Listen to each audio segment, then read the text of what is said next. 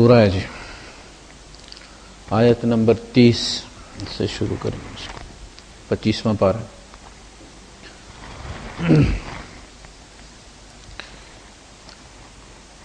احمدہ واصلی علی رسولہ الکریم، اما بعد فاعوذ باللہ السمیع العلیم من الشیطان الرجیم، بسم اللہ الرحمن الرحیم۔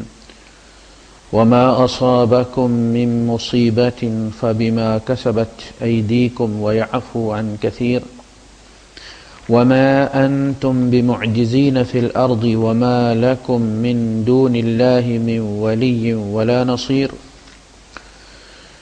ومن آياته الجوار في البحر كالأعلام إن يشأ يسكن الريح فيظللن رواكد على ظهره إن في ذلك لآيات لكل صبار شكور أو يوبقهن بما كسبوا ويعفو عن كثير ويعلم الذين يجادلون في آياتنا ما لهم من محيص فما أوتيتم من شيء فمتاع الحياة الدنيا وما عند الله خير وأبقى للذين آمنوا وعلى ربهم يتوكلون صدق اللہ العظیم۔ رب اشرح لی صدری ویسر لی امری واحلل عقدۃ من لسانی یفقہوا قولی، آمین یا رب العالمین۔ وما اصابکم من مصیبت، اصابہ یصیب ہوتا ہے کسی چیز کا پڑنا، اوپر سے جب کوئی چیزوں ڈیلی جاتی ہے، اسی سے بنا ہے صب یا صب فوق راس من حذاب الحمیم، اس کے سر پر گرم جو ہے وہ پانی ڈالو، قیامت کے دن اللہ پاک کہے گا جو بھی تم پر پڑتی ہے۔ وما اصابکم من مصیبت، جو بھی تم پر پڑتی ہے، پڑنے والی جس کو ہم مصیبت کہتے ہیں۔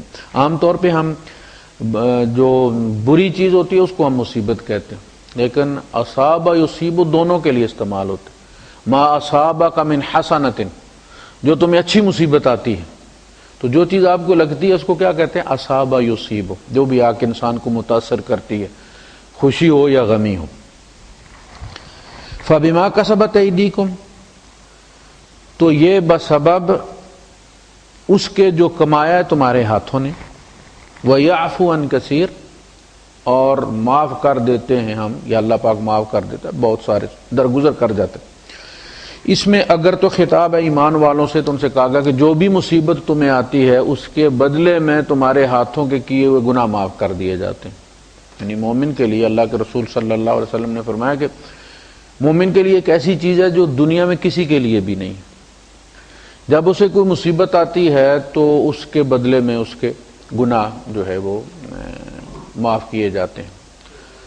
پاؤں کو کانٹا بھی لگتا ہے تو اس کے بدلے میں گناہ معاف کیے جاتے ہیں۔ یہاں تک فرمایا کہ جب تم میں سے کوئی اپنے ایک جیب میں ہاتھ ڈالے اور اسے اس کی متاع، اس کے پیسے نہ ملیں، اور اس کے دل کو جھٹکا لگے، اور پھر وہ دوسری جیب میں ہاتھ ڈالے اور اسے وہ پیسے مل جائیں، تو فرمایا وہ جو جھٹکا اس کے دل کو لگا تھا اس کے عوض بھی اللہ پاک اس کے گناہ معاف کرتا۔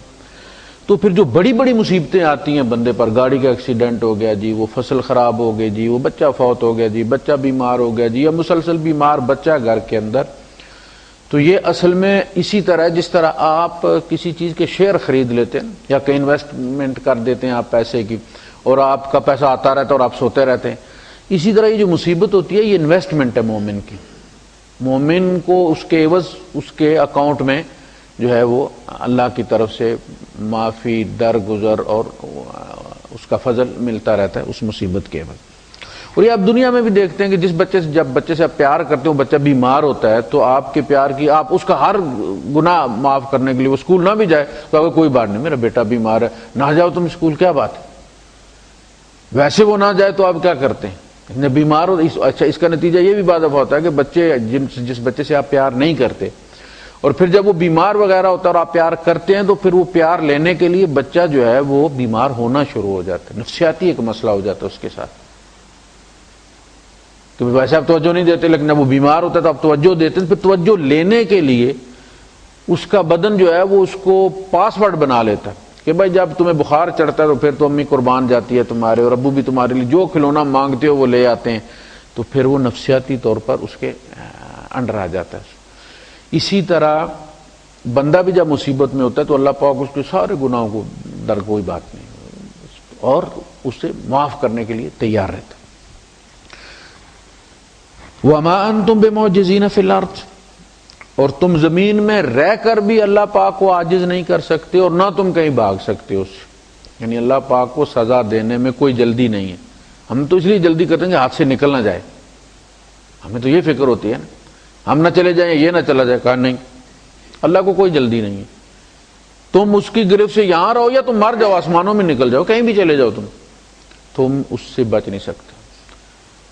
ولا يعجزه شيء في الارض ولا في السماء، زمین و آسمان میں کوئی چیز کو عاجز نہیں کر سکتی. اور جنوں نے بھی کیا، سورہ جن میں دیکھے، ہم نے جب یہ سمجھا کہ اللہ نعجز اللہ فی الارض ولا نعجزه ہربا، نہ تو ہم زمین میں رہ کے اللہ کو عاجز کر سکتے اور نہ ہم بھاگ کر اللہ کو عاجز کر سکتے. وہ جہاں بھی ہوں ہم، وہ وہاں ہوتا ہے اور وہ ہمیں سزا دے سکتا ہے. تو پھر ہم نے ہتھیار ڈال دی اور ہم مسلمان ہو گئے. وَمَا لَكُم مِّن دُونِ اللَّهِ مِن وَلِيٍّ وَلَا نَصِيرٍ، اور نہ اللہ کے سوا اور کوئی تمہارا کوئی مددگار اور تمہارا خیر خواہ ہے. دیکھنا یہ ایمانیات درست کیے جا رہے ہیں. یہ جو باتیں اللہ پاک فرما رہے ہیں، ہمیں چونکہ عربی آتی نہیں اور ہم پڑھتے ہیں اور ہم ثواب کے چکر میں رہتے ہیں. آج میں نے اتنے پیج پڑھ لیے ہیں، آج اتنا سپارہ پڑھ لیا اور حساب لگا لیا کتنا میرے اکاؤنٹ میں. اللہ باتیں کیا کر رہا ہے آپ سے؟ آپ کا ایمان بنا رہا ہے، اور ایمان اندر ہے کوئی نہیں. یہ ساری جو باتیں کہی جا رہی ہیں، آپ کا اللہ پر ایمان بنایا جا رہا ہے نا، کہ جس اللہ کو تم مانتے ہو وہ ایسا ہے، اور وہ اسے اس طرح ان شکتیوں کے ساتھ، ان طاقتوں کے ساتھ، ان پاورز کے ساتھ، اس اتھارٹی کے ساتھ اس کو اللہ مانو. صرف ملکہ برطانیہ کی طرح جو ہے وہ کانسٹیٹیوشنل اللہ نہیں کہ بس ایک اللہ ہم نے مان لیا اور اس کے بعد سارے کام جو ہے وہ پھر جادوگروں سے کروائے. پھر وَمِنْ آیَاتِ الْجَوَارِ فِي الْبَحْرِ كَالْأَعْلَامِ، اور اس کی نشانیوں میں سے ہیں پہاڑوں کی طرح چلتے ہوئے جہاز. جوار جو ہے جاری، اردو میں جاری ہے نا، یہ اس کی جمع ہے. جاریہ جو بھی سمندر پر چل رہی ہو، وہ لکڑی کی کشتی ہو، لوہے کا جہاز ہو، وہ جاریہ، اور اس جاریہ کی جمع جواری ہے. فی البحر، سمندر میں، کالاعلام، پہاڑوں کی طرح. یہ جہاز میں نے دیکھا ہے جاپان میں، میں نے دیکھا تھا بحری جہاز جس پہ گاڑیاں لوڈ کی جا رہی تھی.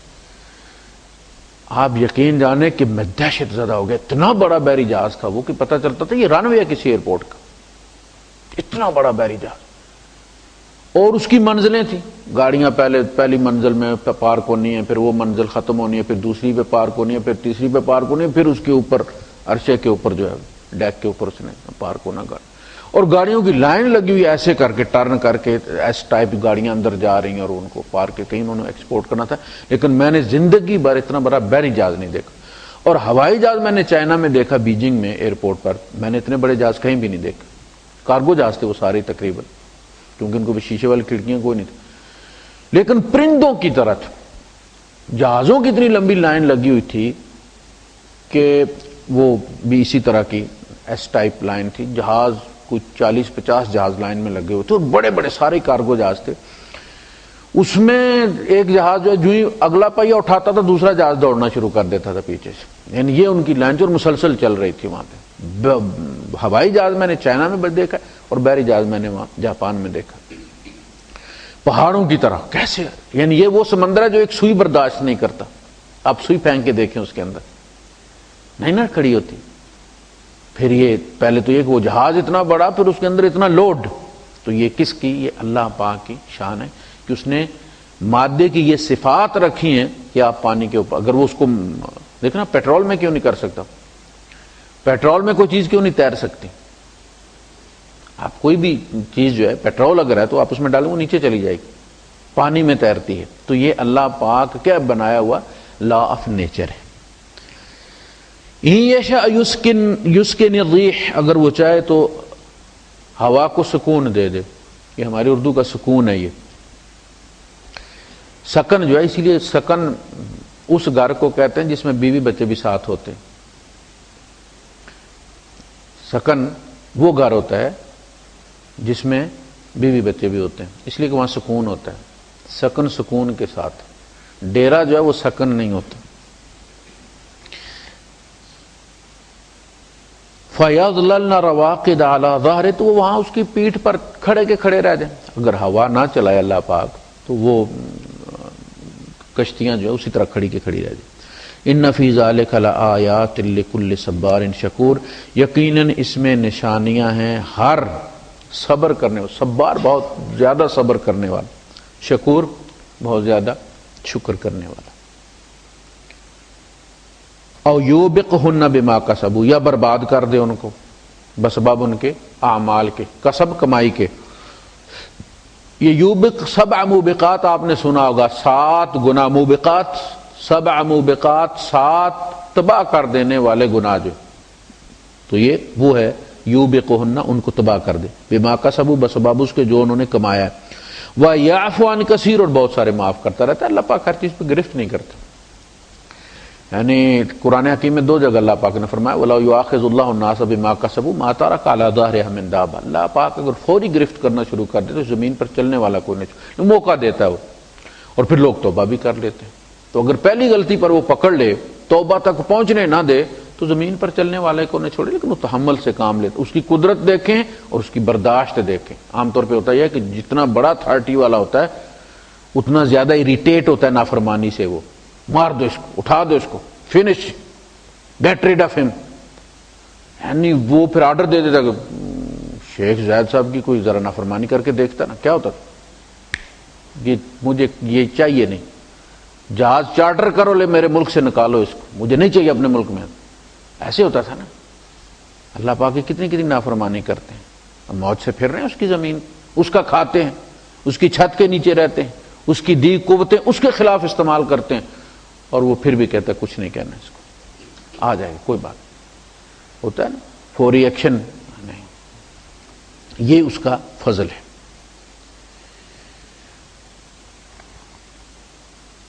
وَيَعْلَمَ الَّذِينَ يُجَادِلُونَ فِي آيَاتِنَا مَا لَهُم مِّن مَّحِيصٍ، اور جو ہماری آیات کے بارے میں جھگڑا کرتے ہیں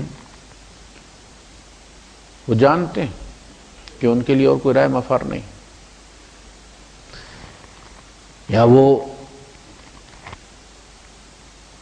فما اوتیتم من شیء فمتاع الحیات الدنیا،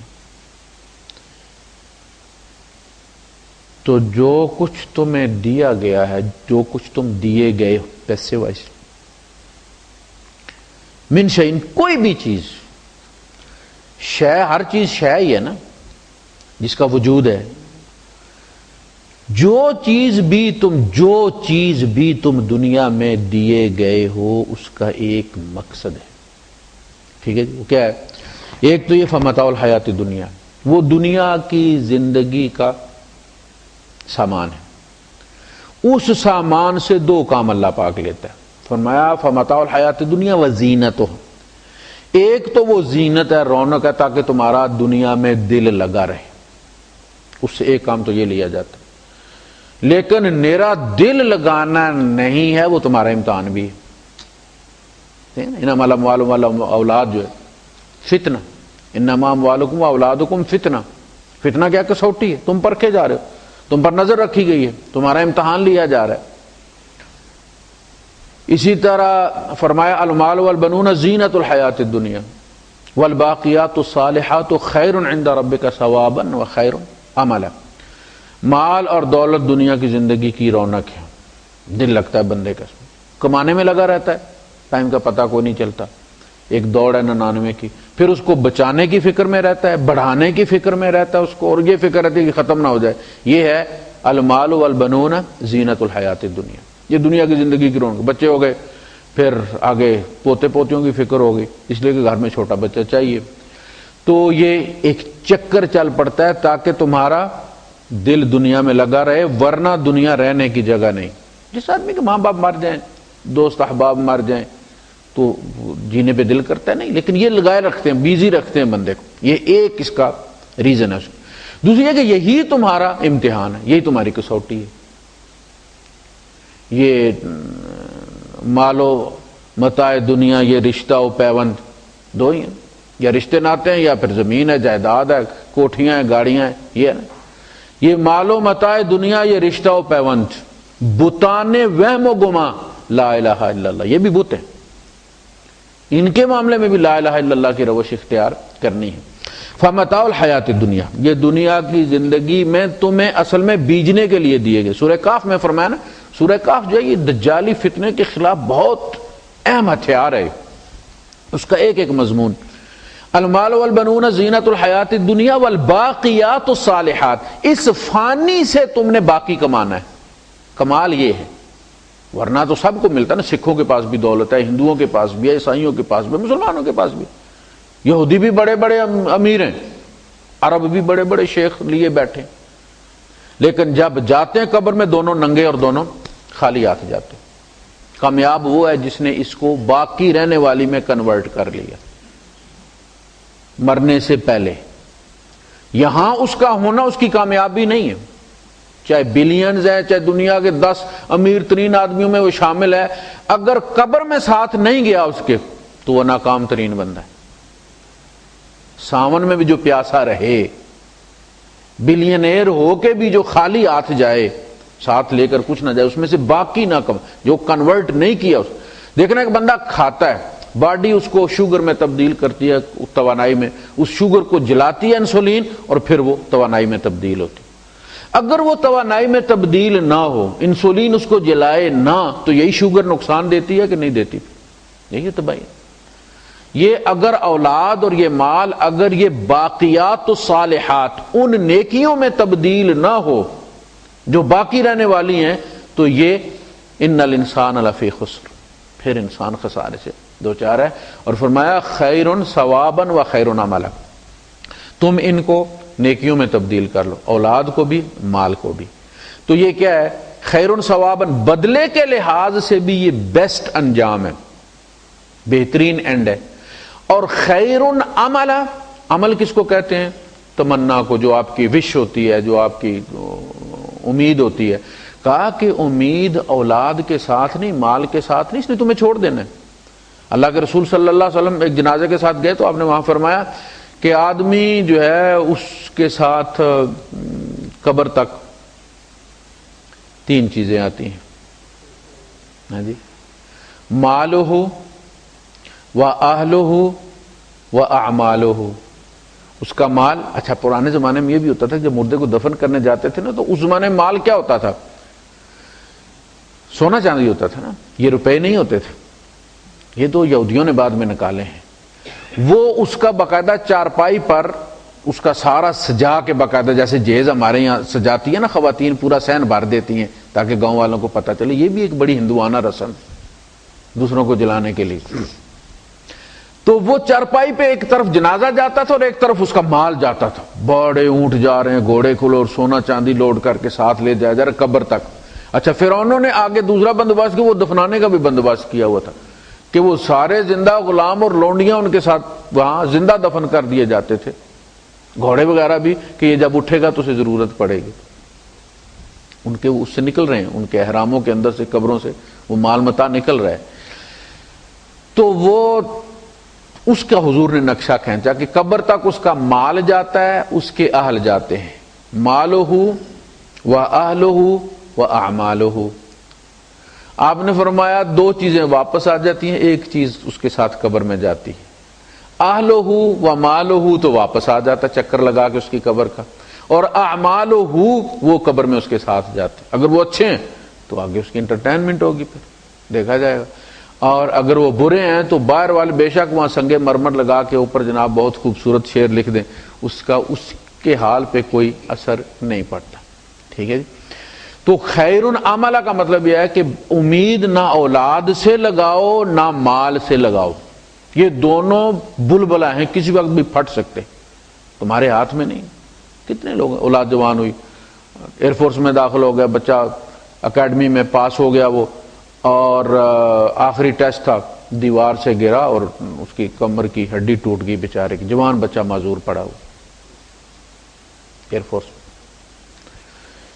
اسی طرح کینیڈا میں بھیجا ہے پڑھنے کے لیے، بچہ پڑھ گیا ہے، آخری سال ہے، ایگزام دے دیا ہے، ماں باپ کو بھائی اب رزلٹ نکلنے والا، اور بچے کا ایکسیڈنٹ ہوا ہے.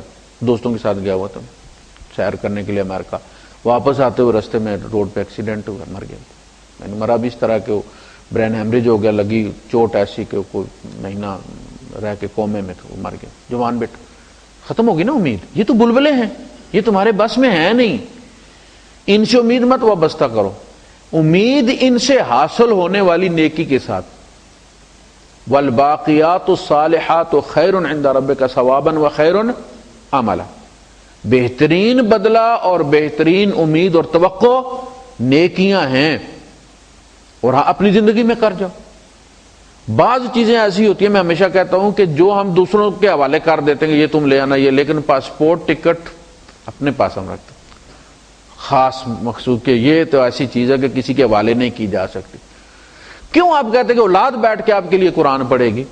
جب آپ اپنا قرآن خود نہیں پڑھیں گے تو اولاد آپ کے لیے کیوں پڑھے گی جی؟ اس کی بھی بڑی بزنس ہوگا, اس کا بڑی آگے آگے جو اولادیں جا رہی ہیں تو ان کے بیچاروں کی تعلیم بھی اتنی زیادہ ٹف ہو رہی ہے اور ان کی زندگی بھی اتنی زیادہ بیزی ہوگی, تو کہاں ٹائم نکالیں گے لوگ؟ 10 سال ماں باپ کی قبر پہ کوئی نہیں جاتا, وہاں لیٹ کے تم آپ کو وہ دعا کرے, تم اپنے لیے خود دعا کر کے کیوں نہیں سوتے رات؟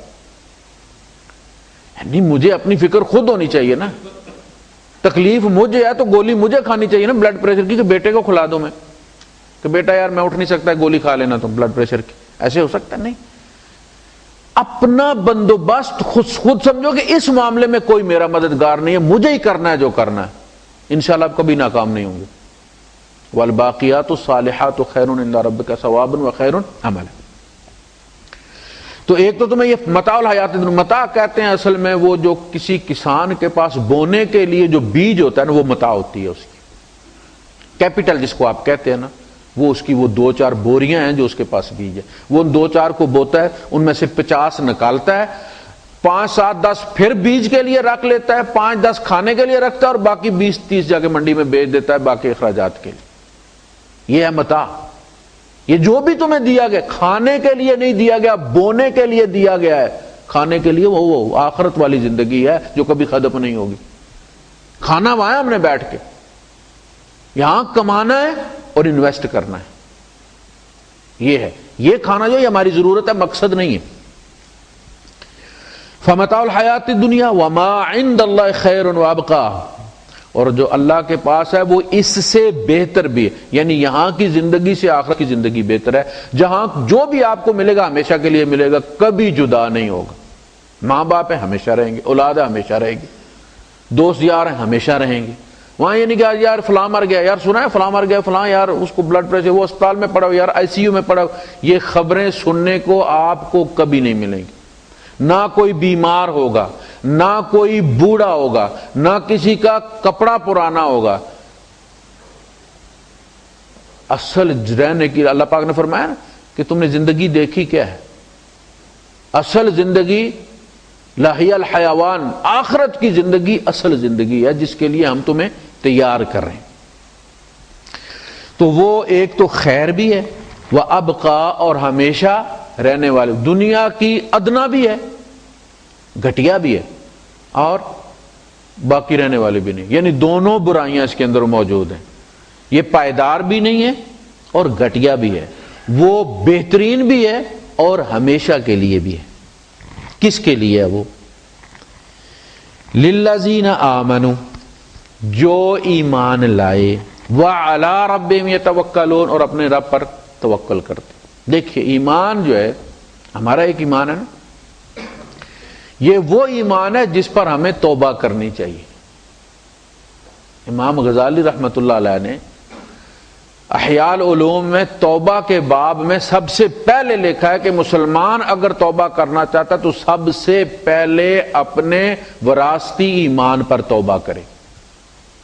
وراثتی ایمان جب تک بندہ بالغ نہیں ہوتا وہ ویلڈ ہے. نابالغ بندہ مر جائے, بچہ مر جائے تو ماں باپ کا دیا ہوا ایمان قبول کر لیا جائے گا. جس طرح باپ کے ویزے پہ رہتا ہے بندہ جب تک نابالغ رہتا ہے, جس دن بالغ ہو جاتا ہے اس دن اسے خود بیٹھ کے سوچ کے قرآن پڑھ کے حدیث پڑھ کے میرا رب کیسا, میں کس پر ایمان لانے جا رہا ہوں, پھر وہ اپنے کلمے کی تجدید کرے, پھر کہے اشہد ان لا الہ الا اللہ. وہ ایمان ہے, زندہ ایمان ہے. وہ صرف ریڈ می فائل نہ ہو, اس کے پیچھے اللہ کی ذات پر وہ بھروسہ ہو کہ پھر اسے کوئی چیز خوف زدہ کر ہی نہ سکے۔ اگر یہ نہیں ہے تو تیرا ایمان نہیں، ایرر ہے اس کے اندر۔ جب ضرورت ہوتی ہے ایمان کی وہ کھلتا نہیں۔ کوئی چیز ڈرانے آتی ہے نا تو فوراً ایمان کھلتا اور اس چیز کو روک دیتا ہے کہ یہ وسوسہ یہ کچھ نہیں کر سکتا، بھائی میں فلاں کا بندہ ہوں، اللہ پاک کا بندہ، میں اللہ کا بندہ ہوں۔ کون اللہ؟ جو ہر چیز پر قادر اور اس وقت میرے ساتھ۔ کسی بندے کے ساتھ گاڑی میں شیخ صاحب پیچھے بیٹھے ہوئے ہوں اور شرطا روکے، اس کو 2 3 نہیں، اس کو 10 فیتے بھی لگے ہوئے ہیں، تو اس بندے کو کوئی فکر ہوتی ہے؟ وہ کہتے دیکھنا کتنے دبدبے سے رہا ہے، لیکن جب پیچھے شیخ صاحب کو دیکھے گا تو پیشاب نکل جائے گا اس کا۔ فرعون کتنے دبدبے سے آیا تھا، لیکن موسیٰ کو یقین تھا، کلا ان معی ربی، میرے ساتھ میرا رب ہے۔ دیکھو فرعون کا پیشاب کیسے نکلتا ہے، نکلا پانی میں کہ نہیں نکلا؟ قال آمنت انہ لا الہ الا الذی آمنت بہ بنو اسرائیل۔ ہمارا مسئلہ یہ ہے کہ ہم ایمان تو رکھتے ہیں لیکن توکل کوئی نہیں۔ ایمان نام کا شارٹ کٹ ہے ماں باپ کا دیا ہوا، توکل نہیں ہے تو ایمان کوئی نہیں ہے۔ یہ جوڑا ہے، آپ پڑھتے ہیں جب روز آپ پڑھتے ہیں قنوت وطروں میں، اس میں کیا کہتے ہیں؟ وَنُؤْمِنُ بِكَ وَنَتَوَكَّلُ عَلَيْكَ، اے اللہ ہم تیرے اوپر ایمان رکھتے ہیں اور اس کا گواہ ہمارا توکل ہے کہ ہم تیرے اوپر توکل رکھتے ہیں۔ لیکن توکل کیا ہے؟ ہمارے ایک دوست ہیں،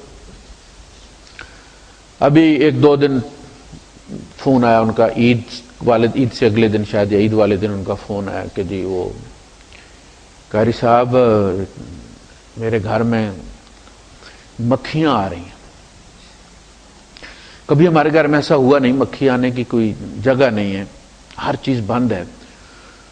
پہلے 3 مکھیاں تھیں، پھر 5 ہو گئی ہیں، تو وہ 3 4 5 ماری ہیں، تو پھر 3 4 5 کہیں سے آ گئی ہیں، تو اب وہ ڈر گئے۔ دیکھا اپنا ایمان، جو ایمان مکھی سے خوف زدہ ہے، نیک آدمی، لیکن نیک آدمی کی گاڑی میں بھی اگر ہوا نہ ہو، ٹائر اس کا فلیٹ ہو تو چلتی تو نہیں ہے نا۔ پھر کہتے ہیں کہ وہ میں جس جگہ سے مارتا ہوں مکھی وہیں مکھی ہوتی، میں مار کے ہٹتا ہوں تو وہاں ایک اور مکھی بیٹھ۔ او بھائی 1 2 نہیں، ہزاروں مکھی تو مکھی ہے نا، کوئی ہاتھی تو نہیں بن گیا نا۔ وہ ڈر گئے، کہتے ہیں پھر ایک مکھی میرے بیٹے کے دودھ کے وہ گلاس میں چلی گئی، واکنگ کرتی ہوئی نا۔ تو پہلے تو وہ مارتے رہے، پھر ڈر گئے کہ یار یہ کوئی جنات ہی نہ ہوں تو یہ بعد میں انتقام ہی نہ لیں یہ۔ تو کہتے ہیں پھر میں نے ان کو مارنا چھوڑ دیا، اور ایک مکھی میرے بیٹے کے گلاس میں چلتی ہوئی چلی گئی، اور میں نے اس کو کچھ نہیں کہا۔ میں وہ گلاس اٹھا کے دودھ والا کھڑکی میں لے گیا اور میں نے گلاس باہر رکھا اور وہ آرام سے اڑ گئی دودھ پی کے۔ دیکھنا مکھی نے ڈرا دیا کہ نہیں ڈرا دی؟ اتنی ساری بات کیوں ہے؟ اس لیے کہ ہم ڈرتے رہتے، وہ فلاں نے سالی نے جادو نہ کروا دیا، اور میری ساس نے جادو نہ کروا دیا، اور میرے بھاوج نے جادو نہ کرا دیا۔ اس جادو نے تو ہمارے ایمان کا بیڑا غرق کر کے رکھ دیا۔ جب مکھی بندے کو خوف زدہ کر دے،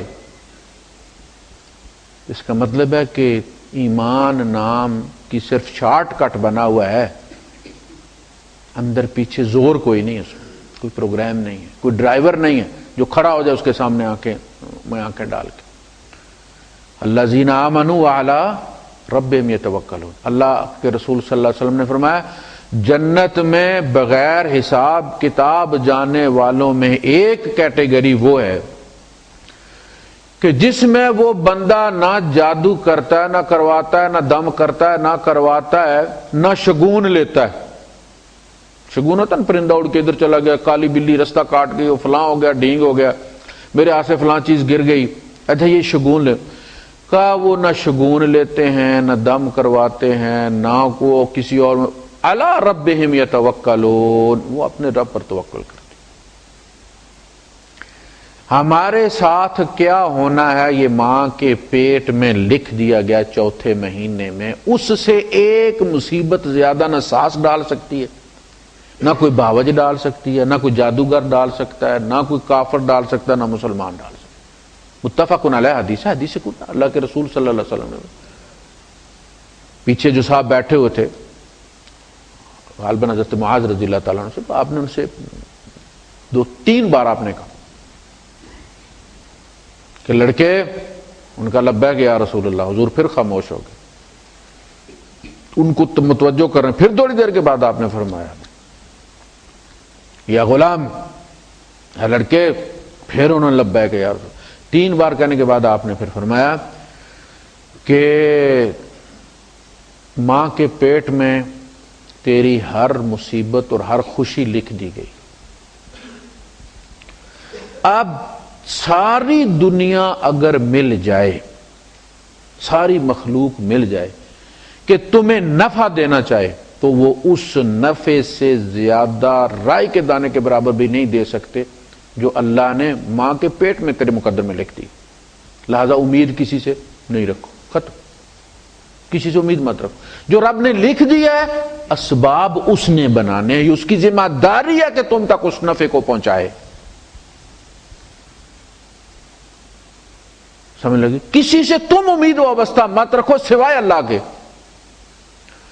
اور جو چیز تمہیں نقصان دینے والی ہے وہ بھی ماں کے پیٹ میں لکھ دی گئی ہے۔ اب ساری مخلوق ایک طرف کھڑے ہو کے زور لگائے، وہ تمہیں کوئی نقصان نہیں پہنچا سکتے سوائے اس کے جو اللہ نے تیرے مقدر میں لکھ دیا ہے۔ تو کسی سے ڈرنے کی ضرورت نہیں، مومن بے خوف ہو گیا نا، نہ کسی کی چاپلوسی کی ضرورت ہے، نہ کسی سے ڈرنے کی ضرورت ہے۔ اس کے بعد حضور نے فرمایا قلم توڑ دیا گیا ہے، سیاہی خشک ہو گئی۔ قلم، تیرے حصے کا قلم توڑ دیا، کوئی مائی کا لال تیرے مقدر میں کچھ نہیں لکھ سکتا، نہ دکھ نہ سکھ، یہ سارے رب کے لکھے ہوئے۔ تیرا کام کیا ہے؟ تیرا کام ہے کہ ان کو کیش کروا، ان کو کیش کروا۔ ایمان تیرا کریڈٹ کارڈ ہے، بیلنس ماں کے پیٹ میں تیرے مقدر میں ڈال دیا گیا ہے، تو اس ایمان کے ذریعے دکھ سے بھی کما، سکھ سے بھی کما۔ دکھ میں بھی اللہ اور رسول کے احکامات کا خیال رکھ، سکھ میں بھی اللہ اور رسول کے احکامات کا خیال رکھ۔ نہ ادھر حد سے زیادہ جا کہ تو حدیں توڑ کے کنجر نچانا شروع کر دے خوشی میں، اور نہ غم میں تو خودکشی کی طرف جا۔ یہ تیرے کرنسی ہے، یہ تیرا گلخن، جو جس کو آپ وہ ڈرائنگ روم میں ہوتا ہے نا جہاں آپ آتش دان جس کو کہتے ہیں، یہ آتش دان کے انگارے ہیں، یہ دکھ اور سکھ ایندھن ہے، یہ ان سے تو اپنی کمائی کر۔ لیکن ایمان کا کارڈ تیرے پاس ہے، ورنہ یہ تیرے مقدر میں پڑے ہی رہیں گے۔ بس کارڈ تو گم کر گیا، پاسورڈ تو بھول گیا، پاسورڈ کیا؟ لا الہ الا اللہ محمد رسول اللہ، ٹھیک ہے جی؟ اور تیرا ایمان تیرا کارڈ ہے، علی ربہم یتوکلون۔ کوئی خوف زدہ کر کے تو دیکھ، یعنی ان کا تو بادشاہوں کے دربار میں جاتا نا، آنکھ میں آنکھیں ڈال کے بات کرتا، انہیں پتہ ہی کچھ نہیں بگاڑ سکتا، اگر میری موت اس کے ہاتھوں میں لکھی ہوئی تو شہادت سے زیادہ اور کچھ۔ اور یہ ہوتی ہے کانفیڈنس جو اگلے کو متاثر کرتی ہے۔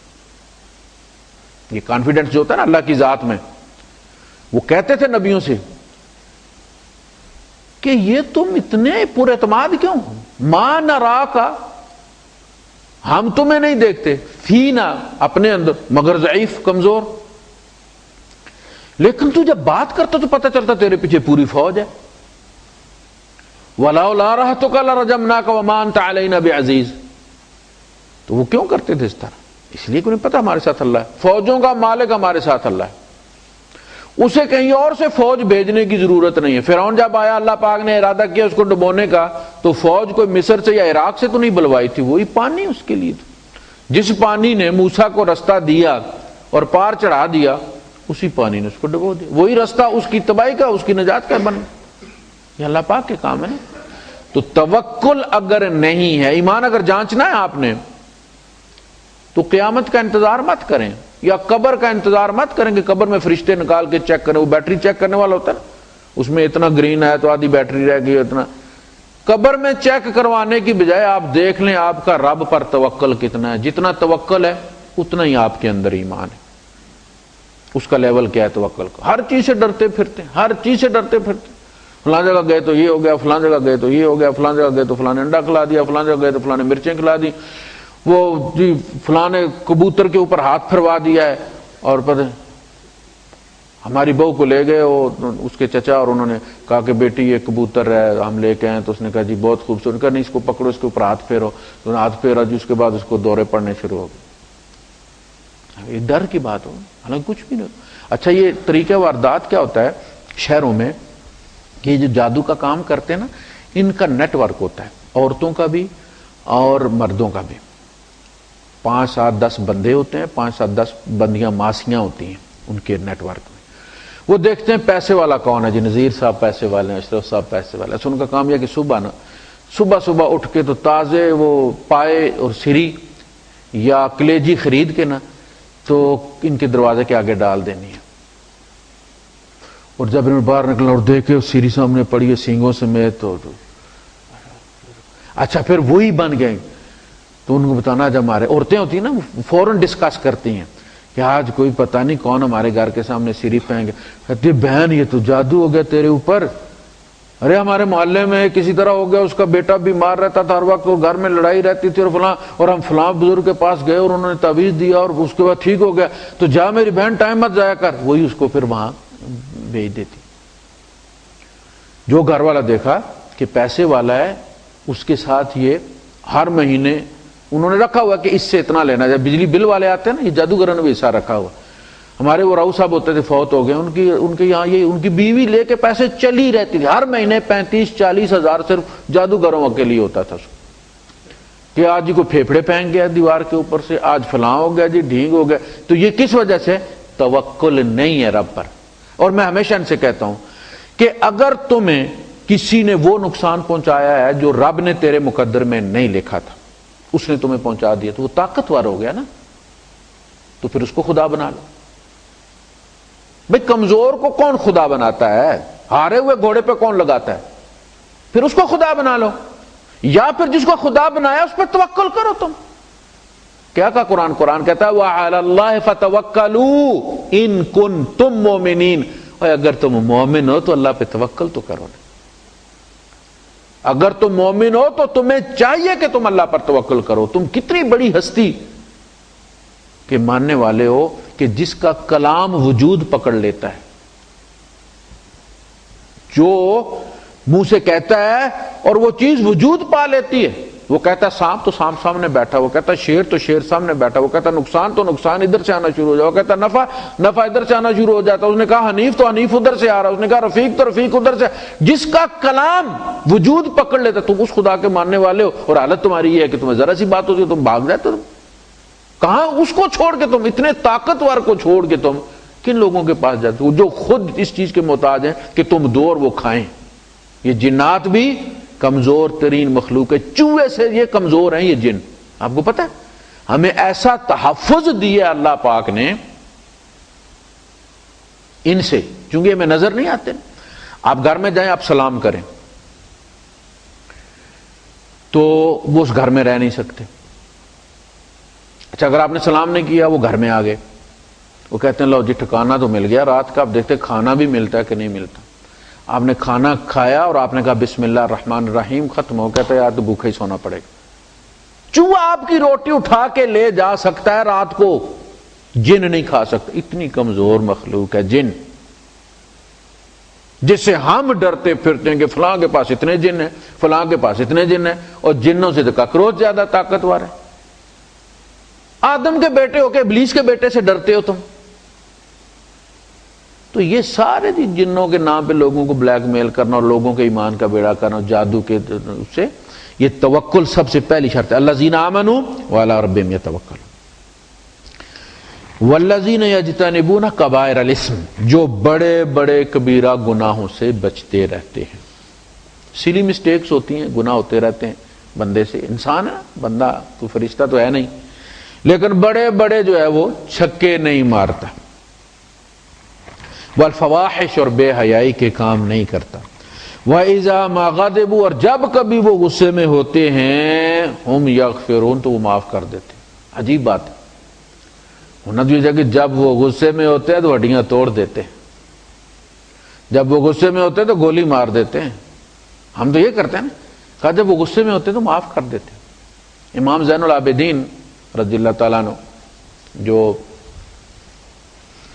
امام حسین رضی اللہ تعالیٰ عنہ کے بیٹے تھے، تو یہ سردی کا موسم تھا، تو ان کی لونڈی ان کے پاس سے گزری تو اسے ٹھوکر لگی تو پانی گر گیا ان کے، وہ گرم کرنے کے لیے لے جا رہی تھی، وہ ٹھنڈا پانی ان پہ گر گیا۔ جب سردی کا موسم، ٹھنڈا پانی، اور پھر وہ نوکر نہیں تھی کہ جی وہ نکال دیتے اور کہتے چلی جاؤ، اور وہ دوسرے ساتھ والے گھر میں کام کرنا شروع کر دیتی، وہ فلپینوں کی طرح۔ وہ غلام تھی، لونڈی تھی، وہ لونڈی تھی، وہ اس کو بیچ دیتے، پتہ نہیں کون لے جاتا اس کو۔ اپنے غلام لونڈی کو لوگ مار بھی سکتے تھے، ملکیت تھی نا ان کی رائٹس ہی کوئی نہیں تھی، لونڈی تھی، لیکن لونڈی تھی وہ امام زین العابدین کی۔ یہ جو وکیل لوگ ہوتے ہیں نا، ان کے جو ڈرائیور ہوتے ہیں وہ بھی بڑے سیانے ہوتے ہیں، منشی ہوتے ہیں پورے۔ انہیں دیکھا کہ ان کے چہرے کا رنگ میں تو غصہ آ گیا، تو اس نے کہا والکاظمین الغیظ، غصے کو ضبط کر لینے والے۔ قرآن کی آیت پڑھی اس نے، سورہ آل عمران کی۔ تو آپ نے کنٹرول کیا اپنے آپ کو۔ اس نے والعافین عن الناس، اور لوگوں کو معاف کر دینے والے۔ آپ نے کہا جا اللہ تمہیں معاف کرے۔ اس نے آیت کا اگلا ٹکڑا پڑھا، واللہ یحب المحسنین، اللہ احسان کرنے والوں کو پسند کرتا ہے۔ آپ نے فرمایا جا میں نے تمہیں آزاد کیا۔ یہ ہے اصل ایمان قرآن پر، کہ اللہ کہہ رہا ہے اور وہ مانتے چلے جا رہے ہیں۔ یعنی اس نے کیا کیا، وہ خود نہیں بولی، وہ اللہ کی کلام میں بولی، اس نے اللہ کو آگے کر دیا۔ والکاظمین الغیظ، اللہ کہہ رہا ہے غصے کو ضبط کرنے والے، تو وہ تو نہیں کہہ سکتا، میں تو نہیں کر سکتا بھائی، کس کو، اللہ کو کہہ دے یہ بات، نہیں، چپ کر گئے۔ کہا والعافین عن الناس، غصہ ضبط نہیں کرنا، معاف بھی کرنا ہے۔ کہا جا اللہ تمہیں معاف کرے۔ میں نے کہا یہ بات یہاں بھی نہیں ہے، اللہ پاک تو احسان کرنے والوں کو پسند کرتا ہے۔ ان کا جا میں نے تمہیں معاف کیا، آزاد کیا میں نے تمہیں۔ تو گناہ میں یعنی قصور میں بجائے مار پڑنے کے آزادی مل گئی قرآن کے سبب۔ وہ کمانڈ لیتے تھے نا قرآن کی، ادھر سے کمانڈ جا رہی تھی تو مانی جا رہی تھی۔ ہمارا کیا حال ہے؟ کوئی نہیں، ہمیں پتہ ہے کہ قرآن کیا کہتا ہے میاں بیوی کے معاملات میں، کس طرح رہنا ہے، گھر، اولاد، پڑوسی، رشتہ دار، ہم بس وہ حرف گن کے نیکیاں اکٹھی کرتے رہتے ہیں، باقی یہ کہ ماننے کی بات بھائی کھانا ہی کوئی نہیں، کمانڈ ہی نہیں لیتے ہم۔ والذین یجتنبون کبائر الاسم والفواحش واذا ما غضبوا هم یغفرون والذین استجابوا لربهم، اور وہ جو اپنے رب کی بات مان لیتے ہیں۔ دیکھیے وہی بات آ گئی، جو اپنے رب کی بات کو مان لیتے ہیں، کمانڈ کو رسپونڈ کرتے ہیں پازیٹیولی۔ واقاموا الصلاۃ، اللہ نے کہا نا حی علی الصلاۃ، تو وہ چل پڑے گھر سے، کمانڈ مان لی۔ کہا کہ اگر اذان کا جواب نہ بھی دے بندہ اور وضو کرنا شروع کر دے تو یہ اس کا حی علی الصلاۃ کا جواب، ٹھیک ہے جی۔ واستجابوا والذین استجابوا لربهم واقاموا الصلاۃ، جو رب کی بات کا جواب دیتے ہیں اور نماز قائم کرتے ہیں۔ وامرهم شورى بینہم، اور ان کے معاملات آپس میں مشورے سے طے ہوتے ہیں۔ یہ جو ساری مومن کی نشانیاں بیان کی جا رہی ہیں، یہ آخر تک آپ پڑھیں گے، یہ پورا رکوع یہ کرو گے تو وہ جو اوپر والی آیت ہے نا، وَمَا عِندَ اللَّهِ خَيْرٌ وَأَبْقَىٰ لِلَّذِينَ آمَنُوا وَعَلَىٰ رَبِّهِمْ يَتَوَكَّلُونَ، پھر یہ دنیا تمہارے لیے بہتر اور باقی میں تبدیل ہو جائے گی۔ یہ سارے اگلے کام کرو گے، وہ نیکسٹ نیکسٹ نیکسٹ نیکسٹ کرتے نا آپ، تو وہ انسٹال ہوتا چلا جاتا ہے۔ یہ ہے وہ، یہ آیت پڑھی، نیکسٹ اگلی آیت بھی ہے اس میں، پھر نیکسٹ پھر نیکسٹ پھر نیکسٹ، اور پھر جا کے آخر میں فرمایا یہ ہے وہ کہ جن کے لیے یہ سارے یہ عزم الامور، یہ کوئی معمولی کام نہیں ہے، بڑی ہمت چاہیے، بڑا ایمان چاہیے اس کے لیے۔ امرهم شورى بینہم، ریاست کا انتظام بھی شورا پہ ہونا، یعنی نبی کریم صلی اللہ علیہ وسلم کو بھی اللہ پاک نے حکم دیا کہ آپ ان سے مشورہ لیں۔ حالانکہ کہہ سکتا تھا اللہ پاک ان سے مشورہ لینے کی ضرورت نہیں، تیرا میرا رابطہ، لیکن چونکہ اس کو سنت بنانا تھا لہذا حضور صحابہ سے مشورہ لیا کرتے تھے۔ تو بعض دفعہ اللہ پاک نے آپ کو بتایا ہوا تھا کہ کس طرح سے ہوگا، لیکن آپ صحابہ کو بتاتے نہیں تھے۔ ان کی اگر پہلے حضور بتا دیتے اللہ نے یوں کہا تو مشورہ کون دیتا، تو آپ ان سے مشورہ لیتے، جب مشورہ ہو جاتا تو پھر آپ کہتے کہ اللہ پاک مبارک ہو تمہیں۔ اللہ پاک نے بتا دیا ہے کہ ہم جس طرف رخ کریں گے آج ہمیں اللہ پاک دے دے گا وہ لشکر. تو ان کو بھی مشورہ. اس کے بعد پھر یہ مشورہ نیچے سے شروع ہوتا ہے. آپ کا اپنا کوئی ذاتی کام ہے, آپ مشورہ کریں گھر میں. ہماری حالت تو یہ ہے کہ ہم بچوں کی شادی میں بچوں سے مشورہ نہیں کرتے. ان کی زندگی کا معاملہ, آگے نسلیں چلنی ہیں, اس سے دادیاں دادے پیدا ہونے ہیں آگے, اور ہم نے اس کو ایسے سمجھا جیسے کوئی گاڑی خریدنی ہے, آج خریدیے کر بیچ دیں گے, 150 نفع نقصان ہو جائے گا. بس مشورہ نہیں کرنا. بیٹے سے پوچھو بھائی, بیٹی سے پوچھو, یہ ہے, یہ اس کے اندر یہ چیزیں, اس کے اندر یہ چیزیں. لڑکا ایسا ہے مگر لڑکے کے گھر کا ماحول ہے اس طرح کا ہے. اسی طرح لڑکی تو پڑھی لکھی ہے لیکن یہ کہ اس کے گھر کا ماحول ایسا ہے, ماں باپ ایسے ہیں. ساری چیزیں بیٹھ کے ڈسکس کر کے اگر اس کے پاس کوئی دلیلیں دیں, ایک دوسرے کو قائل کریں اور مشورے کے ساتھ چلیں. اس میں کیا ہوتا ہے کہ اللہ پاک خیر ڈال دیتا ہے. آخر خیر آنی اللہ ہی کی طرف سے ہے. جب تم مشورہ کرو گے اللہ کا حکم, تمہیں بظاہر اگر کوئی نقصان دہ بھی چیز نظر آئی, اللہ پاک اس کو نفع میں تبدیل کر دے. گھریلو سطح پہ مشورہ کرنا ہے, ذاتی کاموں. اچھا ہم دوڑ پڑتے ہیں استخارے کے لیے. وہ بھائی استخارہ میرے ذاتی کام کے لیے. بیٹی اور بیٹے کی شادی میں مشورہ ہے. بیٹی اگر اوکے کرتی ہے تو پھر نکاح ہوگا. اللہ کے رسول صلی اللہ علیہ وسلم نے کیا نا, چچا کے بیٹے سے شادی کر دی. وہ چچا کا بیٹا کوئی لل بلل لڑی تھا, تو بیٹی وہ لڑکی آ گئی اللہ کے رسول صلی اللہ علیہ وسلم کے پاس, کہا جی وہ میرا ابا جو ہے اپنے بھائی کے بیٹے کے ساتھ میری شادی اس نے کر دی اور مجھے یہ قبول نہیں, مجھے منظور نہیں, میں اس کو پسند نہیں کرتا. آپ نے اس کے باپ کو بلایا اور کہا کہ بھائی آپ نے بیٹی سے مشورہ نہیں کیا شادی میں؟ انہوں نے کہا جی بیٹی میری ہے تو اس میں مشورے کی, اپنی بیٹی کی شادی کے بارے میں مشورہ لوں گا. آپ نے فرمایا ایسا, بیٹی تیری ہے, زندگی اس کی. اور لڑکی کو آپ نے مخاطب کیا, اگر تو اس پہ راضی ہے تو یہ نکاح ہے, اور اگر تو راضی نہیں ہے تو آزاد. ابا جی کو جواب دے دیے کہ نکاح کا تعلق اس کی ہاں کے ساتھ ہے, تیری ہاں کے ساتھ نہیں. تو مشیر ہے, ایڈوائزر ہے, فیصلہ لڑکی نے کرنا ہے. بیٹی کو سمجھاؤ, بتاؤ اسے اونچ نیچ, تمہاری بیٹی ہے.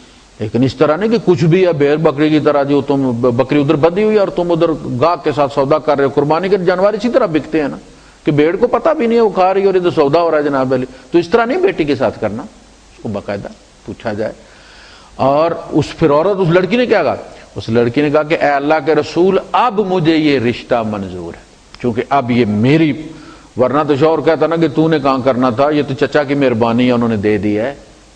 کہا اللہ کے رسول میں آپ کی امت کی عورتوں کو یہ بتانا چاہتی تھی کہ عورت کے اختیارات کہاں تک ہیں. اب جب میرا نکاح میرے ہاتھ میں دے دیا گیا تو اب مجھے قبول ہے. وہ باپ کا قبول نہیں تھا. پتہ چلا کہ اسلام سے زیادہ کون رائٹ دیتا ہے عورتوں کو. لیکن ہم چونکہ نہ بتاتے ہیں نہ پریکٹس کرتے ہیں, نہ مولوی اس موضوع پہ کہتے ہیں کسی کو کچھ, نتیجہ یہ ہے کہ عورتیں یہ سمجھتی ہیں کہ بڑا ظالم ہے جی وہ, جی باپ ماں باپ جدھر جو کرتے ہیں. وَمِمَّا رَزَقْنَاهُمْ يُنْفِقُونَ, اور جو بھی ہم نے انہیں دیا ہے اس میں سے خرچ کرتے ہیں. انشاءاللہ اگلے درس میں اس موضوع پہ کنٹینیو کریں گے. وآخر دعوانا